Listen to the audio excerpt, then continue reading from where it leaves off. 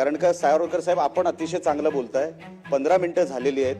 काही ह्यानंतर सिनियर सदस्य बोलणार आहेत. 1 तासात जेवढी चर्चा होईल तेवढी बोलू द्या, कारण हा प्रस्ताव महत्त्वाचा आहे. नाही प्रस्ताव सुरू राहील. प्रस्ताव सुरू राहील. 32,000 कोटीचं जे पॅकेज आपण देऊन राहिलो तो पॅकेज देण्यामागे आपली भावना प्रामाणिक आहे. आपल्या शेतकऱ्यांचा कवळ आहे. मात्र तेवढेच पैसे शेतकऱ्याच्या खिशातून चुकीच्या अधिकाऱ्यांच्या वागण्यामुळे निघत असतील तर ते थांबवलं पाहिजे. आजच थांबवलं पाहिजे. म्हणून सोयाबीनच्या खरेदीचे आकडे आपण बोलवा. तुमच्या लक्षात येईल काय होऊन राहिलं. 4200 रुपये सोयाबीन आहे, 5300 रुपये हमी भाव आहे. 1000 रुपयानं शेतकऱ्याचं 1 क्विंटल माग नुकसान आहे. कापसाची तीच परिस्थिती नाही. जर एकरी कापूस 5 क्विंटल 6 क्विंटल सीसीआयमध्ये घेतो, त्यांनी जर 10 आणि 12 क्विंटल नाही घेतला तर तो शेतकरी 1200 क्विंटल नागवला जाणार आहे. कृषी विद्यापीठ जे आहेत आपले कृषी विद्यापीठ इथं राजकीय आपण सर्व बसलेलो आहोत. कृषी विद्यापीठ नफा कमावण्याची मशीन नाही आहे. ती इक्विटी आहे पुढच्या पिढीसाठी. सीड बँक आहे. आणि म्हणून तिथल्या विद्यापीठामध्ये एक्झिक्युटिव्ह काउन्सिलवर सर्व राजकीय पक्ष जेव्हा माणसांची निवडणूक करतात तेव्हा त्यांना काही बेसिक बुद्धिमत्ता आणि त्या शेतीविषयी प्रामाणिकता असली पाहिजे. राजकीय हे करू नका. आणि सगळ्यात मोठं रिकमेंडेशन हे दिलं होतं जे कदाचित काही लोक माझ्यावर नाराज होतील.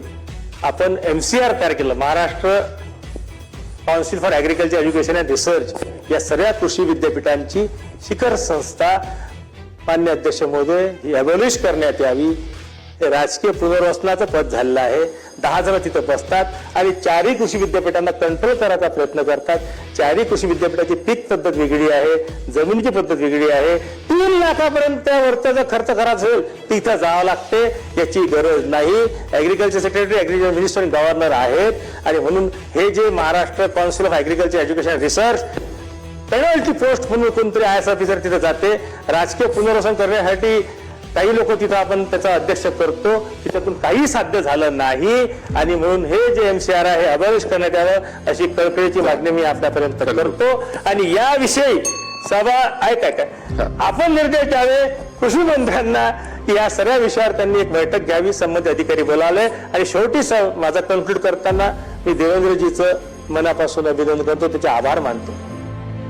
त्यांना जेव्हा हे लक्षात आलं तेव्हा त्यांनी कृषी मंत्र्यांना एक पत्र दिलं, CCIच्या बाबतीत पत्र दिलं, आपल्या सोयाबीनच्या खरेदीच्या बाबतीत पत्र दिलं. आजही आपल्या मुख्यमंत्र्यांनीच 5 वाजता बैठक बोलावली या विषयावर सकारात्मक तोडगा निघण्यासाठी. त्यांचं कौतुक करतो. सरकारनं 32,000 कोटीचं पॅकेज देऊन शेतकऱ्यांविषयी प्रामाणिकता दाखवली. त्याबद्दल मी सरकारचं कौतुक करत असताना या ठरावाला समर्थन देऊन माझं बोलणं संपवतो. जय हिंद, जय महाराष्ट्र.